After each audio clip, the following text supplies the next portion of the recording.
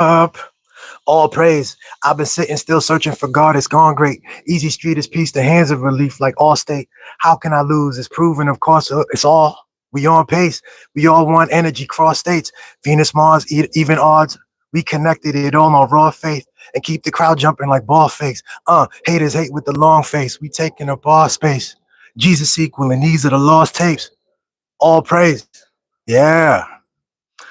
What's up, y'all? Saturday morning. I did an episode yesterday, late at night, like around midnight, but woke up ready to get into it. And the title should say something like "Atheism is nonsense" or "Why Atheism is Nonsense." I introduced this yesterday, saying that I'm a former Christian and a former atheist. Talked a bit about that. You can look at that if you want. I want to continue on that. I want to build on that. And I realized that I need to get into myself a little bit more. I need to talk about myself and how I arrived at my worldview and my perspective and why. And I find myself sometimes a little bit slow to talk about myself. I'd rather do something else, it seems, talk about concepts or talk about things in the world. I think a lot of people would rather do that. But what we're engaging in this moment is a need for us to be genuine and authentic and aware and self-aware. And that's definitely true for all of us, including myself. And I think there's value in me doing this. So I'm going to try to do this in 15 minutes. I probably won't. I'll do it in 15, 20 minutes is our window. Okay. Look, I've always been interested in what the fuck is going on. I've always been, as a child, I used to be looking around and be like, what the fuck is going on? Things just didn't make sense. Things were cool. I also had an interesting, loving childhood. I spent it in Brooklyn, New York is where I grew up. But certain summers, particularly before high school, I would get to spend the entire summer in Guadeloupe, which is where I was born, where my mom was born. I would spend time with my, Caribbean family, spend the whole 2 months over there and just have these amazing times, It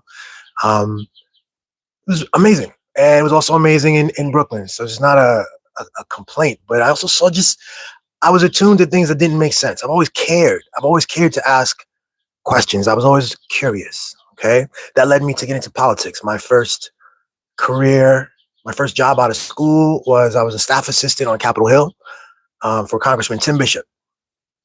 And I spent 5 years there before I moved on to grad school. I went to grad school at American University for International Relations and Ethics. Why?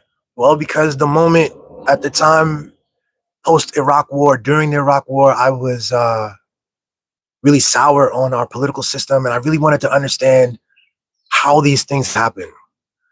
I wanted to understand not just our legal system, but the war propelled me to think about the global legal system and the ethics behind these systems.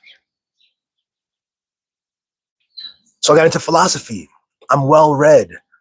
I've read books, but deeper than that, I've experienced. I let my curiosity lead me, and I'm experienced. I'm well experienced. I've grown up in and experienced lots of different groups and people. I grew up in the hood. I've worked in Congress. I've rubbed elbows with senators.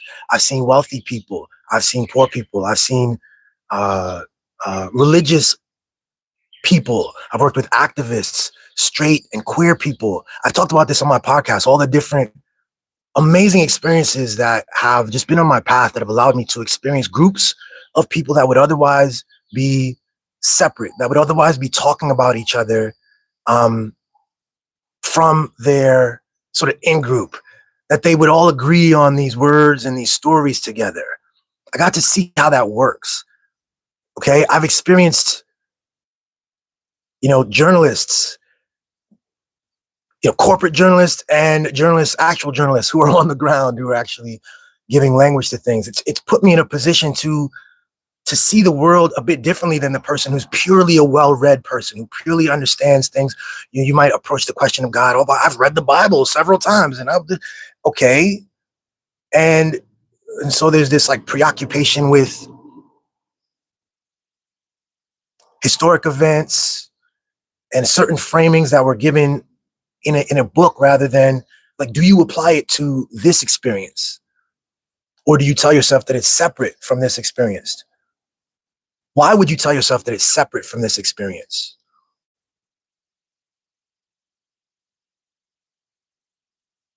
How does God's presence relate in our lives in this moment?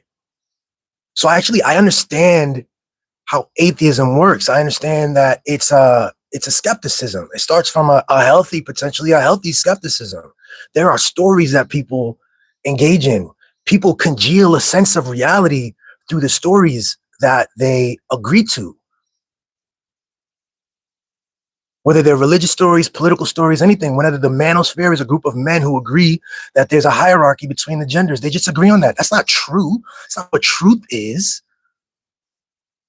Right? And when you agree that there's a hierarchy between the genders, then some of these clowns, because of whatever reason, they're going to promote further and further. They're going to kind of develop the story from that. And okay, well, we have to restrict women's rights to vote. Well, they can't do this and that. We're stronger than them, and this and that. And some of them are going to relate to dating in specific, and they're gonna do this other shit where they hate women because they're separate, because this is the in group, and we're the cool, smart ones, and we're the ones, we're productive, and they just come up with stories and they engage. So this is what reality is. It happens all over the place. When we think of, and so being skeptical of stories is a key thing, and it's actually one of the strengths of an atheism. But I want to say that there's a difference between, and you have to be aware of this contrast. If your atheism is rooted in merely a contrast against religion, well, then you might be missing the boat entirely, right? If you look out at the goofiness that comes out of, and the hypocrisy, and you see the cracks in the story in a certain religion, and you see how the church operated, and then you say, from contrast, well, I'm going to reject God, then you've missed it. What you're doing is you're rejecting all of those experiences, and you're rejecting those stories. And that might be from a good place, and you have merit for doing that. But now you need to step away from these structures. You need to not merely be a contrast to the structures and the stories. You have to look at what is now. You have to stop using the words, when people, you can have a whole debate. Is Jesus the Son of God?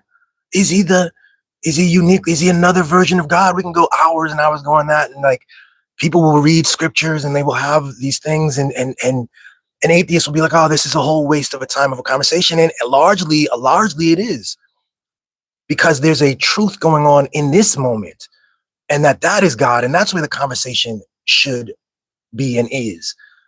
And as Jesus is the Son of God, so are you. And so are you a part of God, and so are you in communion with God. And so is God inside of you.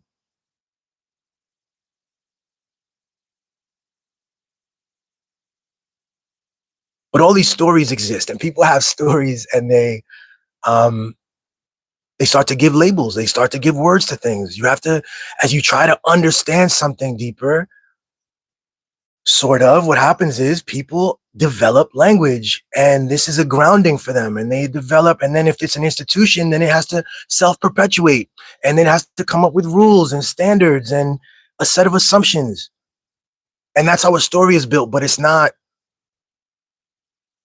it starts to take on something else than what it is. Or it starts to create something on its own. It starts to be something that builds perhaps a tower. It's building something. The ground is what is God. God is all things. God is all things before words, before institutions, before tithing, before the separations that we all create. And that's why we've talked so much on this show about like doing less, and about letting go letting go of these assumptions and the stories, because that's the only way to actually truly engage. Again, there are people who, you guys might share the same language. There are people who sit there and they'll, yes, of course, Jesus is the Son of God, and they're Christian, and they believe, and they've got a gun in one arm, and they've got this person, they've got a slave in another arm, and they're just, oh yes, God. And let me say it right. They have a human that they have enslaved. We have to say these things correctly so that we get what it is. They don't have a slave. They have a gun in one arm. They have a human that they have diminished their humanity and enslaved. They've robbed them from their dignity and their connection to God and their freedom and their autonomy, their sovereignty. They robbed them of that. But they also have a Bible in their hand, and they assume that everything makes sense. And everyone agrees. This man might be a leader in his church.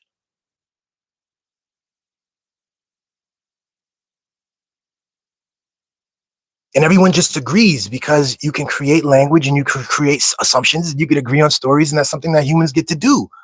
That's a feature of the human condition.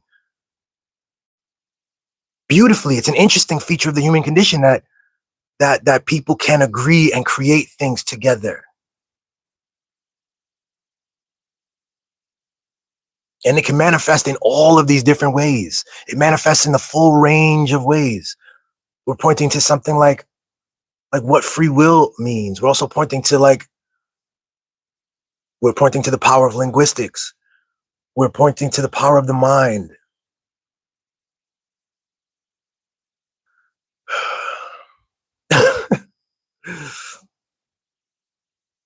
But the intelligence that I have isn't one of reading books alone, reading about things. Again, I've been in spaces, senators that have a whole bunch of stuff to say about inner city Baltimore or New York or Chicago, but they've never been there. They don't know. They read statistics. They get data from their staff and from their advisors, and then they spew rhetoric, and then they pass laws without knowledge, without knowing.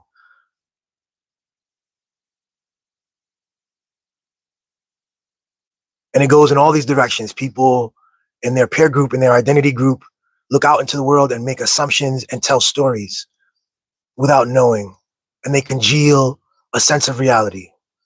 So the intelligence I have is different, that I've experienced things quite a bit in my 43 years. I've tested myself. I've been in new spaces, and I'm just less susceptible to merely agree to a story. I'm able to piece things together differently. I'm able to incorporate truths, even contradictory truths. I'm able to understand that truth is actually much more malleable than we typically experience it, and how we talk about it.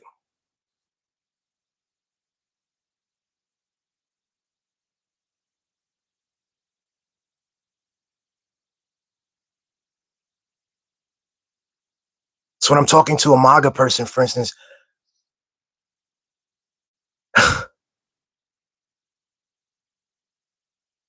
sometimes people, like, you see the intransigence and you see the aggression, and they don't care. Another person was killed by ICE, and they're screaming, "Fuck them! Yeah, ICE, kill more of them, get them, deport, deport." If you check the comment section on some of these news organizations, and you see this vile cultural phenomena, proud, aggressive, open to violence, not really grounded in anything. You'll see these guys, whatever Trump says, they pivot and switch, whatever, they completely pivot on a dime. Every Republican apparently just voted for the NDA, the provision that would have attempted to, formally merge in lots of ways the U.S. military and the Israeli military. Every Republican, all these "Make America Great," America First, actually Israel First, guys, right? That this is a whole campaign that What does MAGA mean, right? It's not rooted in anything. It's a cultural formation. It's an agreement between men to agree and to support their leader and to wait for orders from their leader. There's a hierarchy, and they wait, and their God leader tells them how to behave and how to think and what words to use and what's right and wrong. And even when he flips it next week, he's got something different to say. They pivot and they make that work too. And there's people trying to be rich, and there's people trying to be famous, and there's people working a whole system and this and that, and they've created something, and that's their God, and that's what works for them.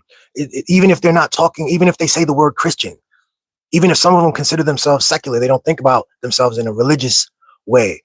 They're oriented to a particular story and hierarchy about the world. And sometimes you could look at this new wars and say like they were anti-war, but now they're more war. And you can look at this, and this can be an example of this can be examples of why God doesn't exist. This feels fuel potentially to the atheist who's like, look at this shit. What is this? What is this? What? I thought God was love, and I thought God protected you could have a story. What happens now is you need a story, because instead of just dealing with what God is, you're dealing with a story. And so now you're going to rebut and refute the stories that you've heard, particularly from the religious organizations who have particular stories. And just as the MAGA people have a particular story about their God, a lot of the religious people have stories, and they are passed down stories. There's agreed upon language. As I said yesterday, the language like God-fearing, to be God-fearing, to put that as a primary concern rather than God-loving. That simple choice, that God-fearing over God-loving. Well, what else? The idea that God protects the innocent and helps the good people, and well, then you can fight that and go, no, obviously not. Look at these. Look, Trump won the election. Look at all these people winning, and you can refute the religious stories, but it's important to know that that's what you're doing. You're not refuting God. You're refuting the religious stories. You can do that successfully. Christopher Hitchens used to do that quite successfully. He wrote a book, God is Not Great, and sold a lot of copies, and did a tour where he debated a bunch of religious figures, different religions, and listened to them as they said ridiculous things, as they said the earth is only a couple thousand years old, or that they believed in the literal interpretation of the flood and the ark, and they believed that fossils was they just had all these different theories, and so you could refute that one by one, and you can win, and you can actually be correct. Again, there's depth to truth. This is the whole thing again, right? We talked about this.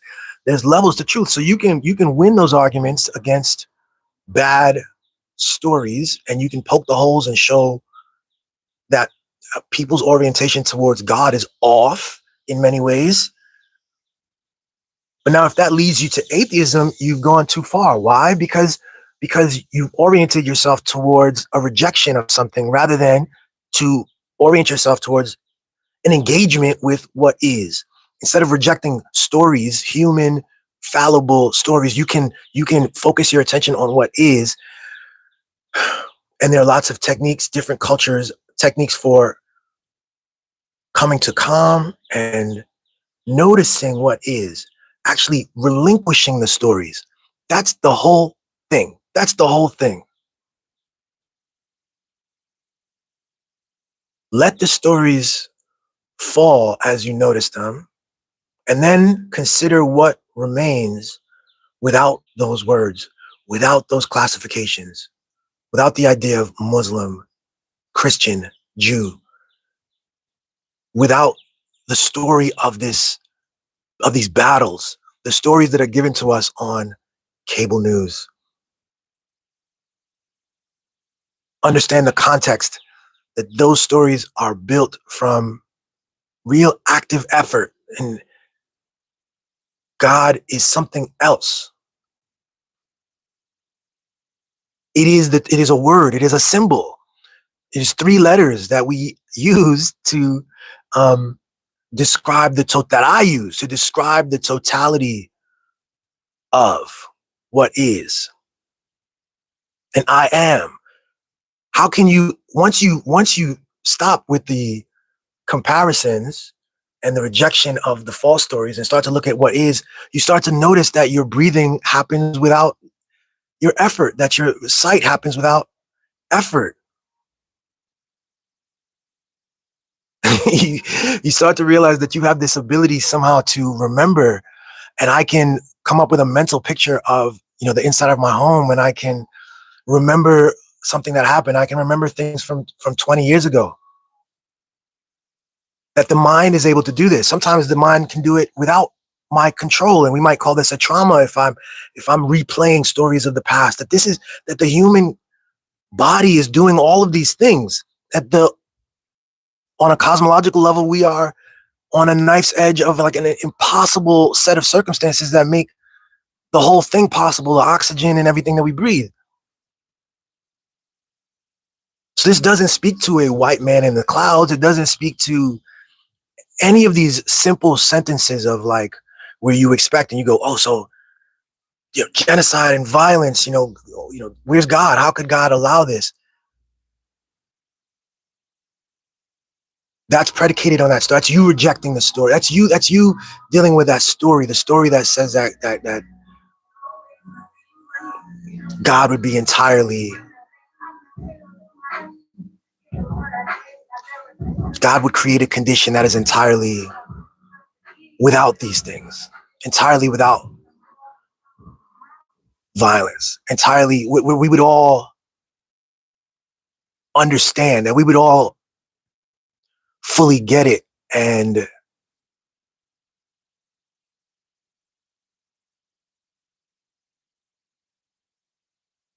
have and be able to shed the story. Well, we're all on these journeys, we were all born in separate, this is the condition. We were all born in separate parts of the world at separate times, and there were different stories. People didn't know things, and we say like, and then we incorporated stuff from our perspective, and then we are tasked with in our older ages, as we get older, to actually meld a deeper story where our identities, even the depth of our identity, can be challenged, because the identity is the human construction of like the individuated mind.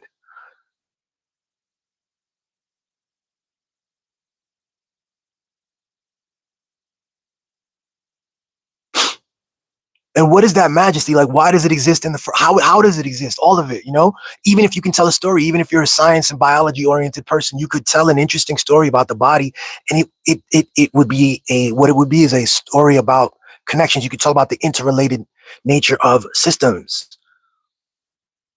But then the property of consciousness itself, you can't tell a story about that. You're not, that's bigger than that.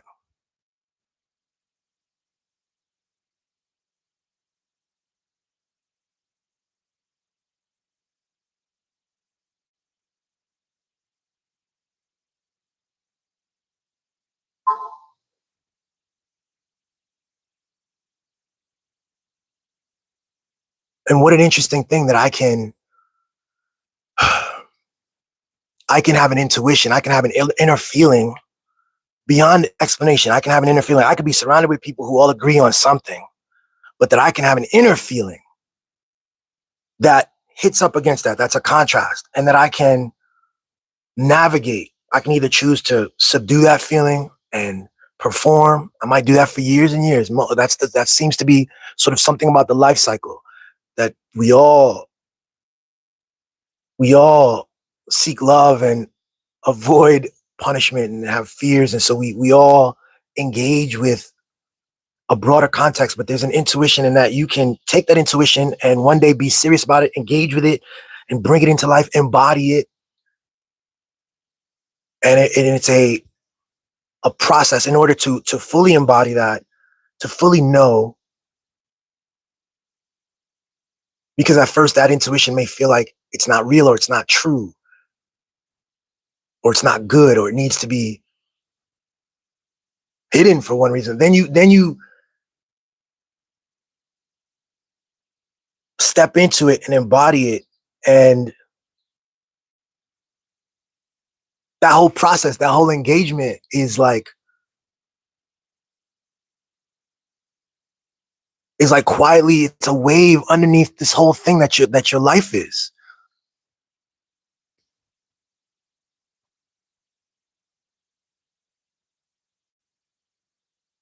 Then it's just operating. It's just there. It's just what life is. While we, you know what I'm saying, we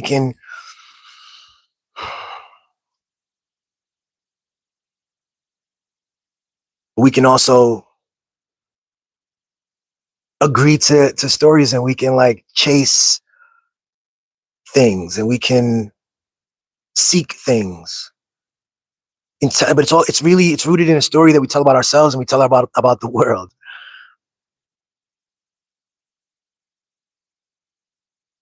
And it's a challenge to continually like tell a more complex, deeper story, and to understand that interconnectedness.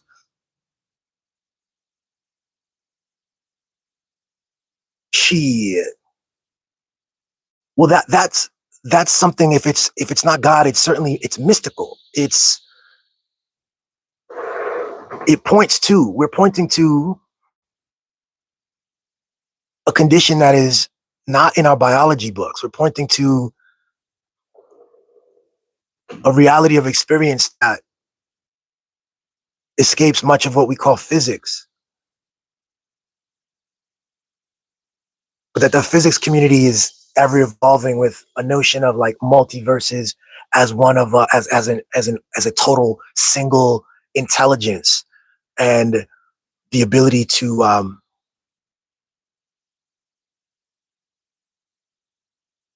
experience different parts of the multiverse. This is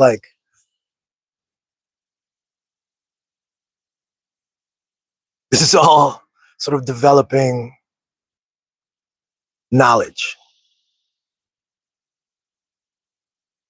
And to remember that we're always behind the reality.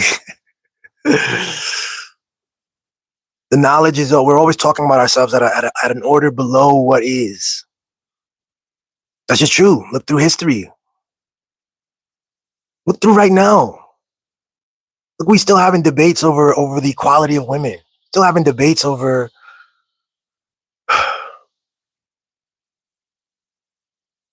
religious dogmas. We still have men creating websites and like talking about and being unable to like break free from like misogyny and misogynist stories. We still have racists, white men who march on Capitol Hill, and they can't break free from their stories. It's just stories about separation. I can go down more and more stories, all these separate stories. That's an interesting thing. That language can do that. That identity can do that. If you don't like the word God, let's talk about that then. Let's not talk about God. Let's talk about that. Let's talk about the complex, miraculous biological condition of our experience. And let's talk about the psychology and this identity and the linguistics and what seems to be sort of a magical relationship with words. What is that? What is that? So that has nothing to do with like a flood and Noah's Ark. That has nothing to do with the burning bush. That has nothing to do with other things that you might want to reject. There's something here. There's something about life. And that's what I want to talk about. So anyway, we'll keep going. Check out the rest of my YouTube. Subscribe to the channel. Check me out on billybutton.com. And yeah, I see the God in you. Whether you see it or not, it's there. See you later.